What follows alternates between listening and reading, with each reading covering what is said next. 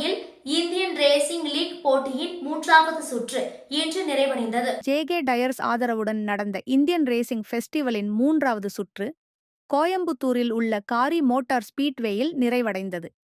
இந்த சுற்றில் Indian racing league, formula 4 Indian championship மற்றும் ஃபார்முலா LGP 4 அடங்கிய ஜேகே டயர்ஸ் தேசிய ரேசிங் சாம்பியன்ஷிப் ஆகிய பந்தயங்கள் நடைபெற்றன.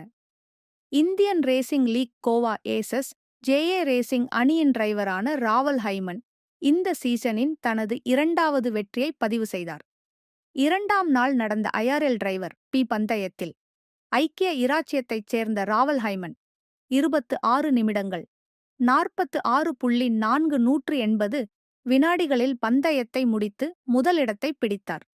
பீட் டெமான்ஸ் டெல்லி அணியின் ஷஹான் அலி மொக்சின் 2வது இடத்தையும், கிச்சாஸ் கிங்ஸ் பெங்களூரு அணியின் ருஹான் ஆல்வா 3வது இடத்தையும் பிடித்தனர்.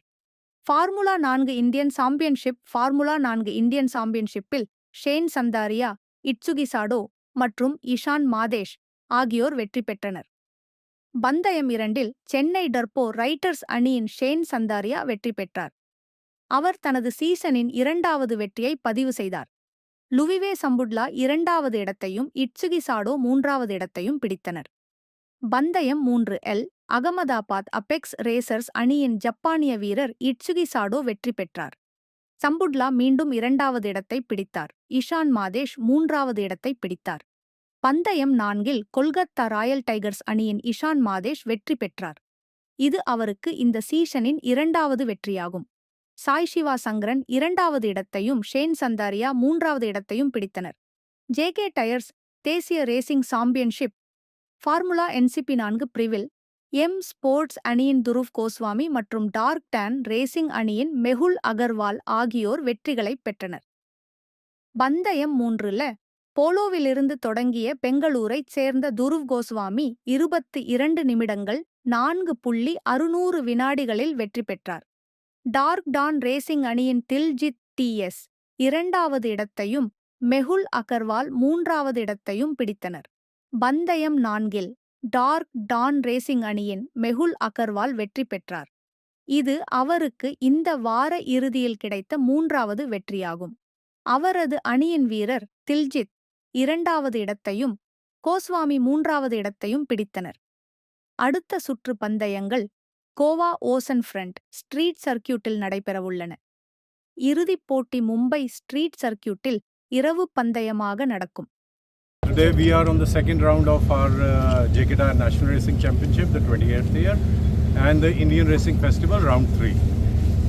Today we still have 3 races to go, and yesterday we had done 4 races, and then from here we had to the next round of National Racing Championship of a third round, which is going to be in Coimbatore, and the 4th round of IRL and F4 will be in Goa. Any other questions?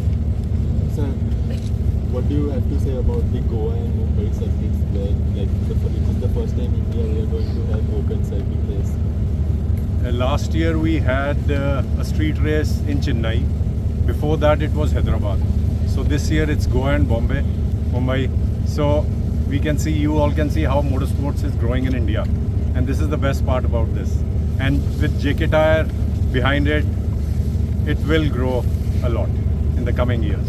So are we seeing the expected footfall here of fans? In Coimbatore, yes, the footfall in Coimbatore is a little less as compared to the street racing, because this track has been here since lots of years. So all the people out here in Coimbatore is quite aware how racing is. So they don't usually come out here, but the numbers today is as expected. How many women are participating in this race? There are 3 different categories we running, and in that there are total 2 women. What do you think about the overall performance of the cars? Especially today we have seen a lot of close racing and very aggressive driving as well. What do you think about the performance of the round over? One of the grid, which is the F4 car, the Formula F4, is the actual Formula F4, which is run internationally also. So those are the same cars for this track. These cars are quite fast, but the track is quite safe for these cars, and it's excellent out here. And for our national championship, the LGVs that we are using, those are 1300 engine cars, and they touch about 150 kilometers on the main straight, which again is quite fast for this track. Sir, would you like to comment on the racing incident about yesterday? Anything about that? It was a racing incident where the car in front of one of the car was a bit slow, so the driver took a bit right to overtake that car. Meanwhile, the car from behind came parallel to that car. Both the cars, the wheels locked, and they could not disengage, and they went